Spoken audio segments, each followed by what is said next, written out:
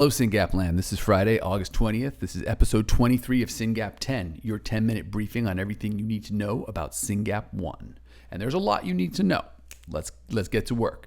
There was a webinar yesterday with Professor Eduardo Perez, who talked about variants of Syngap1 and how to interpret them. It was really good. People found it very enlightening. Please check that out. It's already on Facebook Live because we live stream it, so it's on our Facebook page. But we will also post a video on our webinar page, of course, syngap.fun/webinar. Now, there's going to be another webinar in September with Ana Miñorance, Dr. Ana Miñorance, I should say. She is brilliant, and she works with industry. So if you're like, when are we going to get therapies for our kids? Ana's the one to listen to, and I would urge you to sign up right now. syngap.fun/Ana/ANA. syngap.fun/Ana. She is a gem. More exciting news this week. It was announced by the Social Security Administration of the U.S. So sorry for our international listeners. This is not interesting to you, but it's really exciting for us. They have added Syngap1 to the Compassionate Access List, or the CAL, as they refer to it, because everyone in government has to make long names for things and then abbreviate them. So we're on the CAL, and what that means is you basically automatically qualify for disability with Social Security. So if you're applying for disability, this is a lot less paperwork for you, and it's really great news. And people are like, well, how did you guys do that? And I'm like, it was news to me. I just saw the press release, so it's pretty exciting. And then I was talking to one of our moms this week, and she's like, oh yeah, no, I did that. And I was like, really? She's like, yeah. She forwarded me an email, and basically she was applying for disability, and they were like, well, what's this Syngap1 thing? And she's like, well, let me tell you. And she pushed some paper around, and she got us on the list. So you knew who you are, Mom. Thank you very much for making that happen. And we're going to work on a little write-up about it, because I'm already getting hit by other rare disease groups who are like, Mike, how did you do that? I'm like, I didn't do it. She did it. But whatever. Very exciting. What you need to know as a Syngap parent in the U.S. is that you are on the Compassionate Access List, or the CAL, and you can go to Social Security and apply for disability for your Syngapian. It's pretty exciting. I had a great week. I just want to say that. I had a great week. Part of the privilege of my work is I get to interact with a lot of scientists. And these people are just amazing. And just to tell you about three of these conversations. One of them was a brand new scientist setting up a lab at a university. And she reached out and said, I'm thinking about Syngap1. And we were like, stop the train. Got a bunch of us on the phone. We talked to her for a while. And we were like, where are you? And we figured out where she was. And we're connecting her with local families. And hopefully she will begin doing some research on Syngap1, because we were able to be like, what do you need? Who do you need to talk to? This is why you should work on Syngap1. This is why it's exciting. More to come on this. I expect this to turn into something we'll be talking about more, but it was just an amazing meeting. And it was actually all because one of our peeps connected with her on the Twitter. So if you're a Syngap parent, yeah, Facebook is like where we sort of hang out in the private group and just chat. But Twitter's a pretty fascinating place, and if you like that medium, check out Twitter, because a lot of good things have come from our presence on Twitter. I was at another meeting reviewing a grant that I will hopefully be announcing in the next week or so that we're giving alongside other rare disease groups. So it was kind of like a Rockstar convention. It was like a lot of SAB members of another group, a couple of our people, and then some of the people we're giving grant to, and I was looking at the screen like, oh my gosh, this is amazing.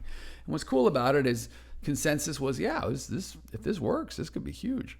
So stay tuned for that. But just an exciting meeting. It's really fun to feel like progress is happening and smart people are saying, yeah, this makes sense. Because there's a few parts to this process, right? Part one, you decide you're going to make a difference. Decide the status quo is not acceptable and we have to make the future better for our kids. Step two, you organize, you get with good people, you create an entity, and you have a vehicle to drive through that wall. The wall is, sorry, there's nothing we can do for Syngap1. The vehicle we're going to drive through that wall is SRF, right? We're organized, we're together, we're united. We have a tax-exempt organization that is effective and has a good reputation.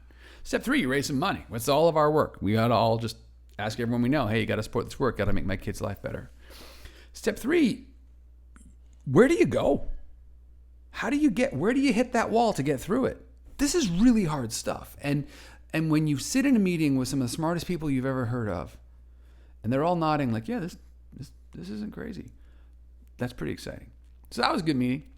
And then one of the mega brainiacs of this world called us, and he was like, hey, I just made a bunch of fish with an NIH grant, and I want you to know this fish exists for Syngap. And he's like, there's still more work to do with this fish, because just like the humans, the Syngap fish don't seize right away.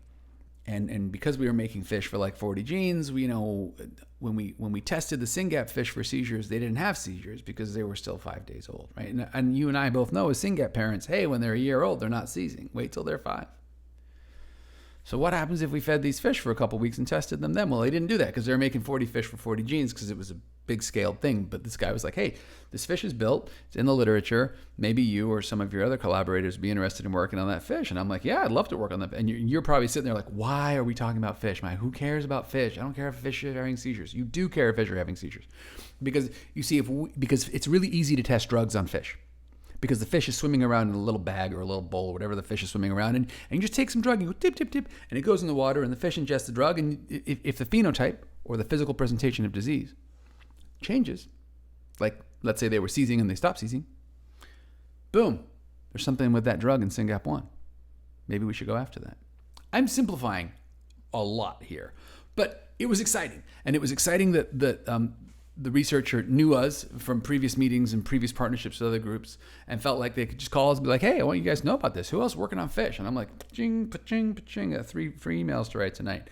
But really exciting and really grateful that some of our scientific partners and our board members were on that call, and that was cool. Let me tell you about what I'm going to work on all weekend.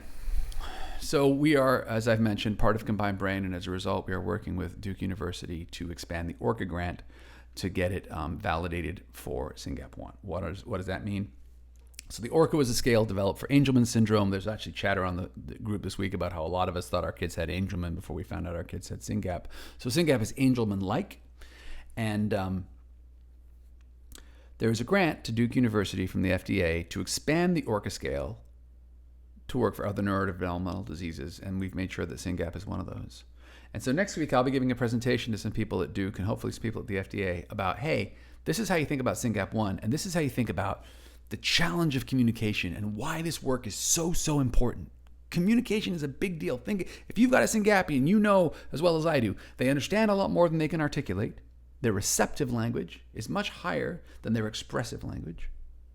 And when they can't express what they want or what they need, they get really angry sometimes. And then they behave.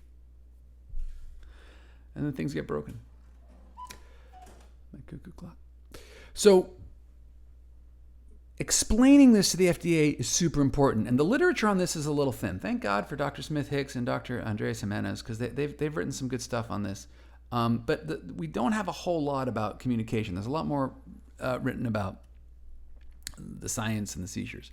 But so I'm working on that, and I'm trying to tell that story of how Syngapians are different. And so I want to tell patient stories. Now, the trouble with talking to the government about patients or any researcher is they're like, no, don't tell me, don't use names, don't show me pictures, personalized information, blah, blah, blah. Fine, got it. Yes, I understand. Some of us feel like, you know what, I don't want my private, I want you to understand this disease. I'll talk about my kid all day long, but I can't just run around talking about my kid. That just looks weird. What's great though, is a number of our parents have publicly shared their patient story in various ways so as to raise awareness for their child and for our disease. And I want to thank those parents right now because those blogs and those YouTube channels exist. Now I'm able to go and talk about these kids to the FDA because they'll be like, no, don't. I'm like, no, this is public information. This parent has already put this on the internet. We're good. And that will allow me to share these stories. And I want to tell you whose stories I'm going to share because I spent some time on the phone with these families this week to get ready for this meeting. Mind blown. Whenever I get off this rare disease advocacy big picture train and I stop and get to talk to another family, I am at once reminded why I do this work, and I'm just humbled by the enormity of this life. It's really hard to see what some people are going through, and it's really amazing to see that they just keep going. So one of those, if you go to facebook.com/whatweneedyesterday, is a mom named Jack in Tennessee who's taking care of her girl, Jaden. That's an amazing Facebook page. You should follow it. You should read her stuff. It's incredible what she's doing for her little girl and how much of an advocate she is. Then there's Kelly and Kyle. Kelly does these beautiful YouTube videos about her son, Kyle, who has Syngap, and she talks about it. And those are really gold, and you should check them out. And then, of course, I'll be talking about, some of the people we have videos for. So there's Carter, who is Peter's son, Peter, of course, has a video as a board member of SRF, and it's really good stuff. There'll be Emmett, who's Sydney and Brett's kid, and they've got some great videos on their YouTube channel.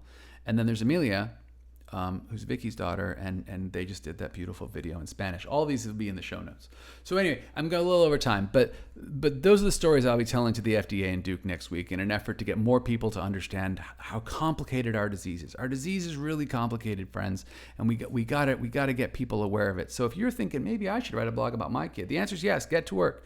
Tell the world about what's going on here. People need to understand this disease. More in the show notes. Thanks for listening. Have a wonderful week.